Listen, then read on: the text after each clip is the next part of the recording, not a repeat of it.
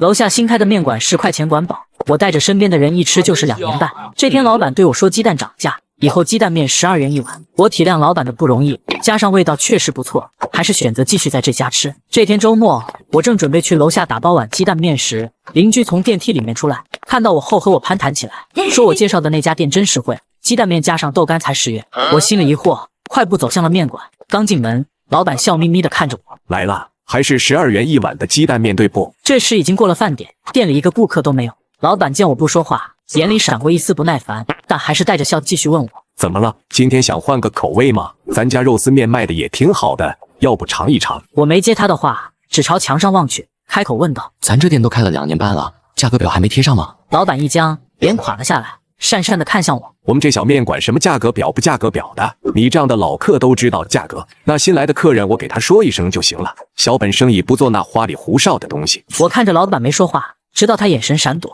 我又缓缓开口道，那我刚才看我邻居买的鸡蛋面里有豆干，我咋一直都没有？老板眼珠子滴溜溜地转，猛地一下拍了拍大腿根，嗨，小凡，你要是想吃豆干就早说啊，绕这么大一圈，鸡蛋面本就不带豆干，今天哥免费送你1片行了吧？你就给鸡蛋面的12块钱就行。这时门外有人走了进来，正好听见老板的话，不满地吆喝道，哎，老板，咋个回事嘛？你们家鸡蛋面不一直都是10元一碗送豆干吗？你现在说不带豆干就算了，怎么面还一下子涨了2元钱？你这可不地道。老板听到话慌乱地瞥了我一眼，随后陪着笑对新进来的客人道，哪能的大哥，还是原来的价钱，7号楼对吧？我做好给你送过去啊。我听见这话心中更气了，之前我生病发烧让老板帮忙送一下，老板说不免费配送，又让我付了3元钱说是跑腿费用，如今这7号楼的比我家还远，老板反倒还不收配送费了。之前每次我来吃的时候，店里吃饭的人都不多，老板就总是坐在我旁边跟我有一搭没一搭的聊天，说自己用料好，房租贵，投入的多挣到的少，家里还有2个孩子要养。我知道了老板的不容易，不但给他宣传，在很多时候同事们不知道吃什么的时候，我都会帮他们订这家的面。可现在老板竟然一直把我当冤大头。等这人走后，我看着老板冷声说道，王大哥，我在你家吃了这么久的鸡蛋面了，近1个月我可是一直付的12元，豆干你好像也从来没有给过我。老板边下面边斜眼看着我，语气里满是不耐烦。小凡，你看着也是个高学问的人，咋这么斤斤计较？你也是熟客了，知道哥的不容易，有时候就别计较这么多了。我气得差点笑了出来。面馆开了多久，我就在这吃了多久，现在老板跟我搞杀熟这一套，还让我别计较。我直直地看着老板，一字一句说道，老王，你家我以后不会来了，杀熟的店我可来不起。老板怒不可遏地看着我，好似是我做了什么罪大恶极的事。见我不说话，他犹豫了会，突然面色一沉，指着2维码，面已经下好了，不管怎么着，这一碗你今天都得买走，不然我去你公司吆喝，我让别人看看你有多斤斤计较婆婆妈妈。我看着他那狰狞的嘴脸直犯恶心，懒得跟他纠缠，直接扫了10块钱，拿着打包好的面，自顾自地加了片豆干，转身就走。到家后看着手里那份鸡蛋面，简直想摔了，但是想了想，饭又没错，也别浪费粮食。就当我想要吃的时候，我的门咣的一声被什么东西砸了一下，随后老板尖锐的声音响了起来，给我出来，就1碗面还少给钱，占小便宜没够是吧？我愣了一下，随后怒火腾的一下直窜脑门，什么人啊这是？我付了1次对的价格，反而成了我占小便宜，真没见过这么厚脸皮的人。他杀熟多收我钱，现在竟然还好意思找我要钱。我怒气冲冲的打开门，想跟他好好理论一番，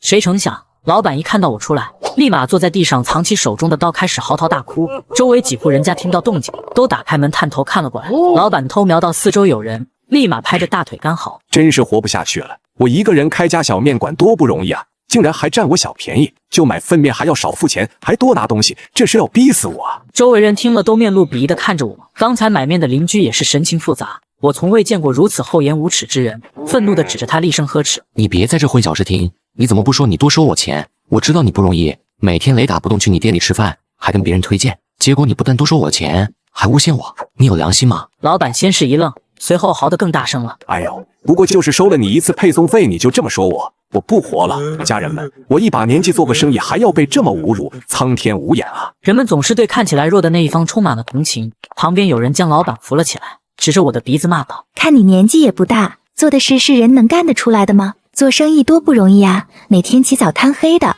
你这样做真是不要脸。其他人也纷纷指责起我来，说我太过分，要求我马上把钱不给老板。吵闹声把其他层的住客也吸引了过来，人越来越多，一传十十传百，一个个的都以为是我欺负老板，一堆人将我围了起来，苦口婆心的劝我别做这种没出息的事，让我赶紧把钱不给老板。这么多人，我想解释也插不上嘴，本来这周就够累的，只想好好休息，现在因为这2块钱已经浪费我太多时间了，我实在不愿意再为了这破事浪费我的时间和我美好的周末。我压抑住自己的怒气，掏出手机微信转给老板2元钱，咬牙切齿地说：“已经补过去了2元钱。”谁知老板看到后眼珠一转，又开始拍着大腿嚎了起来。刚才在店里你加了我的豆干就走，我着急追你，把店里的厨具都打翻了，这个损失你得赔给我。老板边说边斜眼看我，看着这么多人帮他，他现在觉得已经拿捏住了我，笃定我不会为了这点钱而跟他斤斤计较。他眼中带着得意，有故作可怜地看着我。我为了顾客吃得好，厨具都买的最好的，那个锅1000多块钱呢，我也不让你多赔钱，给我1000算了，我自认倒霉。你跟我说那个破铁锅花了1000多块，100我都嫌多，真把我当冤大头了是吧？老板见我没有妥协的意思，又哇的一声干嚎起来。家人们啊，看着他也不像个缺钱的人吧，连口锅都不愿意赔。每次来我店里吃面，葱花香菜小咸菜他死命的吃，这我都没跟他计较。你今天不赔我钱，我就躺在这不走了，我要报警，要让你公司开除你。肖先生，弄坏别人东西就需要赔偿，你赶紧赔钱了事吧。我不可置信的瞪大眼睛，气得说不出话来。可旁边看热闹的人一遍遍催促，面馆老板又虎视眈眈地看着我。想想他藏在衣服下的刀，又想起之前在网上看的幸福者退让原则，我拿出手机做事要给老板扫钱。就在大家都松懈的时候，我猛地跑回屋内，狠狠地关上了门，对着大门狠狠地呸了一口，大声喊道：“做你的春秋大梦吧，你爱躺就多躺，躺1个月我都不带劝你的。反正我这东西应有尽有，我1个月不出门也活得下去。还有你们这些听风就是雨的人，杀叔到你们头上就老实了。”说完之后，我畅快地吐了口气，我再幸福也退让不了。门外的人似乎是被我这行为整懵了，安静了好久才听见面馆老板恼怒的声音：“你给我开门！你要不要脸？你信不信我找人砸你的门给你拽出来？你这没脸没皮的！”你还真以为能唬得住我？我从小是下大的，只要敢来我就报警，让警察说说谁有理。过了一会，我从猫眼往外看去，其他人都依次离开了，只有面馆老板还守在我门前，嘴里不断叫骂着。又过了一会，见我一直没反应，老板这才不甘心的离开了，走之前还死死的盯着我的房门。我冷哼一声，掏出手机给我妈打去电话：“妈，那家面馆以后再进货你就收正常价吧。”之前去吃面的时候，老板每天在我耳边讲述自己多么不容易，说儿子要上学，老人要吃药，开这个小店也是入不敷出，每天发愁的很。正好有次我听见他说的进货的地方是我家的农贸市场，我当时脑子一抽，请求我妈给摊主们都说一声，给他按半价进货，少的钱我来补。又私底下找到他房东，把这间门面买了下来，准备等他的房租到期就低价租给他。我美滋滋的觉得自己隐姓埋名做了件好事，帮助了面馆老板，谁知道换来的是这样的结果。话又说了回来，面馆老板这半年马上到期，这店面他也别想租了。可谁知道还没等我先去找面馆老板，他倒先污蔑上我了。今天刚去公司，前台小林一脸着急的跑向我：“肖总，你快看，这视频里的人是不是你啊？”我看向那个视频，正是我那天去店里质问老板杀熟的事，只不过视频掐头去尾，也没了声音。视频里的我激动的指着老板，不知道在说些什么，最后又自顾自的加了豆干就走。视频配文是：“小本生意遇上不讲理客人，不给他便宜就骂老板，最后还偷走1片豆干，哎，生意难做啊，小店快开不下去了。”我气得笑了出来，好一个颠倒黑白的老板。视频下面的评论都是骂我的，说我有病，小偷，不要脸，各种难听的都有，还有人说要扒我家地址。我让小林帮我请了假，直接去了面馆。面馆老板在门口看到我翻了个白眼，叉着腰怒骂：“哟，害怕了来给钱了，我告诉你，现在1000不够了，给我1万，不然你就等着出名吧，我看丢人的是谁。”我没理他，直接进了面馆，在老板说话之前先开了口：“老板，我有时候真的怀疑你脑子到底有没有问题。”眼见老板要发怒，我又接着说道：“现在付钱都是用手机付，你别说你不知道，我只要晒出付款记录，所有人都会知道你杀熟，以后还有人敢来吗？”老板阴沉着脸看向我，我又继续说道：“还有你发的那个视频，知道现在造谣怎么办吗？我也不难为你，这多收的钱你给我全部还回来，还有视频你立马删了，并且要公开向我道歉。你如果觉得不行，那咱就不废话，直接去警局。”老板气得指着我抖了半天，声音尖锐刺耳：“没教养，怎么跟长辈说话的？你个毛都没长齐的小娃娃，心思真够重的。”老板气得半天没缓过来，最后还是咬牙切齿的把钱转给了我。没见过你这么不要脸的，我就当这钱喂了狗。嘿！说完他就想把我轰出去，我站了起来，看着他似笑非笑：“别急啊，你忘了什么事吧？我警告你别太过分，我已经够给你脸了。”难道不是我太给你脸了吗？是要去警局是吗？老板看我不像是开玩笑的样子，气势弱了下来，瞪了我一眼，掏出手机删了视频。行了吧，等会我发视频道歉声明可以了吧？我点了点头，不想再多说废话，直接回了家。回到家没多久，老板发给我一个视频，正是他的道歉声明。视频里说是和我之间有点误会，现在误会已经解除了，却只字不提是什么事情。不过我也不想再多纠缠，澄清了就算了，毕竟他这个店合同也快到期了，反正我是绝对不会再跟他续租。过了几天，店铺前房东给我打电话，说面馆的店面合同已经到期，看我今天有没有时间，他把租客介绍给我认识一下。我满口答应，我一直在等这一天。我到的时候，店面的前房东还没到。面馆老板本来笑眯眯的，一看见我脸立马沉了下去，冷声说道：“你来干什么？又想找事是吧？”还没等我说话，面馆老板又想伸手拽我，我闪身躲过他，坐了下来，拍了拍身上不存在的灰，风轻云淡说道：“我不能来，我来这当然是谈续租的问题了。”面馆老板扑哧一下笑出了声，半天没止住。装，你继续给我装。萧凡，你撒谎不提前做功课吗？你以为我之前跟店铺老板没见过面吗？不要脸就算了，还是个装货，你真是要笑死我了！哈哈哈哈哈哈！我不说话，就坐在那儿看着面馆老板哈哈大笑。面馆老板见我气定神闲的样子，有些烦躁，一个箭步扯住我，王想把我拽起来。没家教的东西，我这个长辈还没做，你先坐下来了。装你也要有个限度吧？还想冒充房东骗我钱，人怎么能不要脸成这样？给我滚出去！我一个巴掌拍掉他拽着我的手，嫌恶地看着他。老王，你算哪门子的长辈？你又是个什么东西？你配当长辈吗？面馆老板气得满脸通红，指着我半天没说出话来。这时，店铺的前房东走了进来，面馆老板像是看到了救星，连忙迎了上去。李哥，你可来了，有个不要脸的还在这冒充你呢。谁冒充我啊？这也没其他人啊。李哥，他这是说我呢，说我冒充你骗他钱。李哥一脸惊讶地看看我，又看看面馆老板，还没说话，面馆老板拿起杯子就往我这边砸，嘴里大声叫骂：“你给我闭嘴！有你说话的份吗？不要脸的东西！看你年纪轻轻，也不像是缺钱的样子，斤斤计较就算了，还想骗我钱！”李哥被这动静吓到了，连忙制止面馆老板：“你这是干什么啊？你没搞清楚就说人家骗子？萧凡在前段时间已经把我这个店面买下来了。”面馆老板猛地抬头看向我，脸上止不住的错愕：“你为什么卖给他？咱俩可是有签合同，我可以去告你！”面馆老板突然转身指着李哥大吼起来。李哥被这动静整得一愣，反应过来后脸黑得能滴下水。咱俩签的是租赁合同，不是买卖合同，你管得着我卖给谁吗？当初我说要年付，你非要半年的签，半年的付，说是怕万一以后行情不好降价的话，你付这么多钱就亏了。最后这半年的房租还是断断续续给我的，我当时看你说的可怜，才这样租给你。早知道你这么不知好歹，我还不如租给别人，还省事。说完之后又不好意思地看了我一眼。萧凡，让你见笑了。没忍住这口气，实在没见过这么不讲理的。我看你们好像也认识，你们俩自己谈吧，租不租给他全凭你意愿。我先走了。李哥走后，面馆老板脸色难看地看着我，指着我理直气壮说道：“你必须租给我，我店都开好了。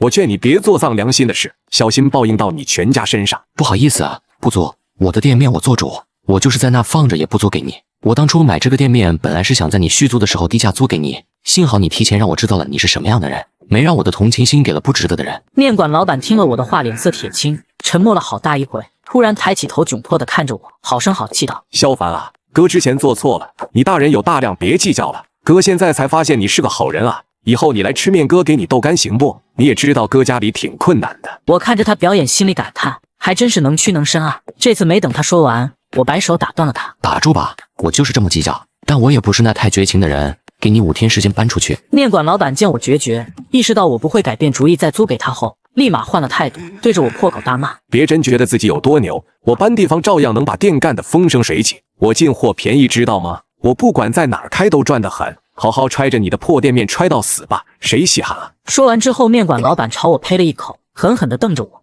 我没搭理他，直接站起来走了。他以后怎么样与我无关，也犯不着在这跟我放狠话，我也不在乎。在我本以为这是到此为止的时候，面馆老板却又开始找我的事。大早上我被电话铃声吵醒，接起来是我妈，她唉声叹气的：“萧凡，今天那个面馆老板来进货，价格恢复正常后他不乐意，在这发疯。跟他说了之前是因为有人帮他付了差价后，他还是骂天骂地，说之前帮他付差价的人就该一直付啊。现在不付是怎么回事？让摊主们找到那个人必须继续付。好在现在终于是走了。”我叹了口气，都怪我之前同情心泛滥，脑子抽筋。安抚完我妈，刚挂掉电话，其他电话又打了进来。接起来之后，电话那边传来叫骂：“操，你有完没完啊？你权力挺大，我进货价涨了是你搞的鬼吧？我进货价便宜这事就跟你一个人说了，你真不要脸，给我等着！”没过多久，我的电话叮叮铃铃的响个没完，接起来全是骂我的。我打开短视频平台，老王果然新发了一条视频，自己出镜，一字一句全是对我的控诉，说我占小便宜，说我弄坏东西不赔钱，说我找人提高他的进货价。故意要把他往死里逼，并且我的信息全部被他曝光，包括我的住址。下面一半人都在安慰老板，而另一半全在骂我。包包老板，这年头真是什么人都有，这人真是活不起啊，贱得没边了。老板别哭，我们都支持你，以后我们去你面馆吃饭。还有评论说要组团来我家教训我，还老板一个公道。老板看到之后还回复道：谢谢大家，我这里只有他的住址，如果谁知道他父母的地址，可以私信我，我要去问问他父母是怎么教出来的这种东西。这时微信铃声响了起来，是面馆老板打来的电话，语气得意洋洋。萧凡啊，看到我发的了吗？害怕了吧？你要是把这门面房免费给我用，我就考虑把视频删除，不然就等着被骂全家吧。这就是你跟我作对的下场。我连连冷笑，他还真有脸来曝光我。我立马整理半年以来在他面馆的付费记录，拼成了长图发出去，并且配了文字一一回复。第一，面馆开业到现在2年半的时间，我几乎天天去吃。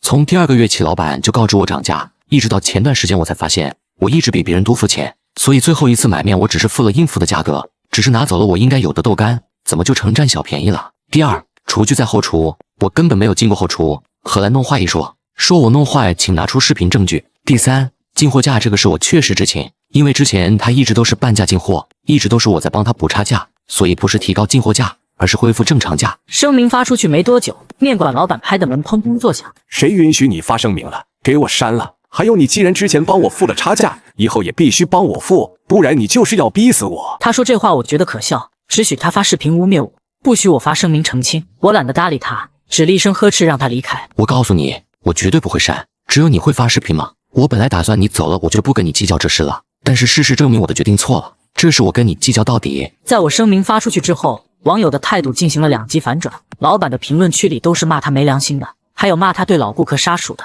还出现了和我一样被老板杀熟的人。自从上次老板上门讹我钱之后，我就在门口装了个监控，此时看到老板拿着刀在我门上胡乱砍着，嘴里还不停谩骂着。你才是最没良心的孬种，你在我店里吃了半年，就算是条狗也该有感情了吧？你竟然要毁掉我的店！我没再多说，直接报了警。跟这种人根本没有必要沟通。警察到的时候，正好看到他挥着刀叫骂的场景，这下都不用我多说了，罪证直接有了。到了警察局后，我向警察讲了来龙去脉。警察说这种情况只能让他给我道了歉，再进行一下口头教育。我原以为老板会抗争到底死不道歉，但却没想到老板态度良好，乖乖配合给我道了歉。道完歉之后，他靠近我笑着小声说道：你以为我不懂法？我只要没伤到你，你再报警也没用。以后你给我小心着，我会天天去你家门口堵你，视频我也不会删除，直到你免费给我用门面房，继续给我付进货差价。哦，对了，还有那1000元，我劝你也别跟我刚，到最后结果都一样，你斗不过我的。我看着老板得意的嘴脸，